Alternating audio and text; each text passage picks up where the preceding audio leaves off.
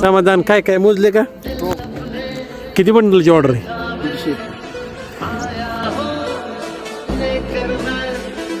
150. व्यवस्थित मोजून घ्या. मित्रांनो, तुम्ही मार्केटमध्ये बघितलं की इनलाईनला कोणीही सुद्धा वॉरंटी गॅरंटी देत नाही इनलाईनला, पण आपण देतो. व्यवस्थित मोजून घ्या. चेक करू शकता तुम्ही, ह्याची क्वालिटी चेक करू शकता.